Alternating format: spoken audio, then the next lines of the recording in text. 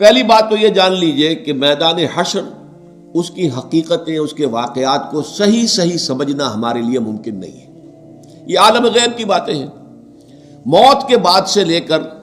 جو شروع ہو جاتا ہے عالم برزخ، پھر بعث بعد الموت، قیامت، حساب کتاب، جنت دوزخ، اس کی جو بھی ہمیں معلومات قرآن میں دی گئی ہیں بس اس پر اکتفا کرنا چاہیے، اس کی زیادہ باریکیوں میں نہیں جانا چاہیے، اس لیے کہ اس کی اصل حقیقت ہم نہیں جان سکتے۔ وہ تو وہیں جائیں گے تو کھلیں گی باتیں کہ ہاں یہ بات تھی جو فرمائی گئی تھی، یہ بات تھی جو کہی گئی تھی۔ تو نقشہ کچھ ایسا سامنے آتا ہے کہ ایک تو معاملہ ہوگا کافر اور مسلم کے درمیان تقسیم ہو جائے گی، یہ کفار تھے جائیں جہنم میں سیدھے، یہ مسلمان ہیں۔ اب مسلمانوں میں پھر واقعی جو سچے مسلمان ہیں اور جو جھوٹ موٹ کے مسلمان بنے ہوئے، ان کے دل میں حقیقی ایمان نہیں ہے، منافق ہیں، اب ان میں بھی ایک سکریننگ کی جائے گی، ایک چھلنی لگائی جائے گی تاکہ منافق ایک طرف رہ جائیں اور جو اہل ایمان حقیقی ہے وہ آگے نکل جائے۔ یہ جو چھلنی ہے اس کو پل صراط کہتے ہیں ہم اپنی زبان میں، اور یہ صراط ایک پل ہوگا، بہت تنگ سا پل، اور اس پہ شدید اندھیرا ہوگا،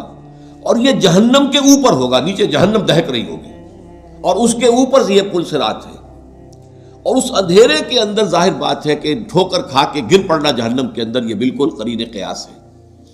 لیکن جو صاحب ایمان ہوں گے دنیا سے، جو ایمان کی اور اعمال صالحہ کی روشنی لے کر آئے تھے، ان کے دل میں سے بھی روشنی نکلے گی،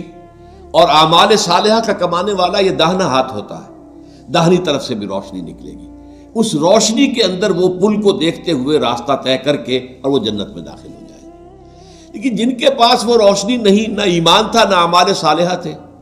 وہ جو ہے وہ ٹھوکریں کھائیں گے، گریں گے اور جہنم میں نکل جائیں گے۔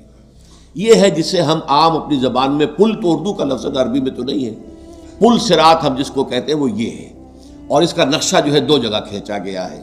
اہل ایمان، دل کا ایمان ہے تو دل سامنے سے اس کی روشنی ہوگی، اور اگر داہنی طرف جو ہے اعمال صالحہ ہے تو داہنی طرف روشنی، دونوں جگہ پر۔ اور یہ بات بڑی اہم ہے، قرآن مجید میں جو اہم ترین مضامین ہیں وہ کم سے کم دو جگہ ضرور آتے ہیں، یہ میں نے بارہا آپ کو بیان کیا ہے، اس کو تلاش کرنا ہوتا ہے، اور پھر ایک مقام سے دوسرے مقام پر روشنی پڑتی ہے، اس کی مزید شرح حاصل ہو جاتی ہے، اس کے بارے میں کوئی ایک پہلو جو ایک جگہ واضح نہیں تھا دوسری جگہ واضح ہو جاتا ہے۔ چنانچہ سورہ حدید میں واضح ہو جاتا ہے کہ یہ منافقین کو چھلنی میں اسے نکالنے کے لیے در حقیقت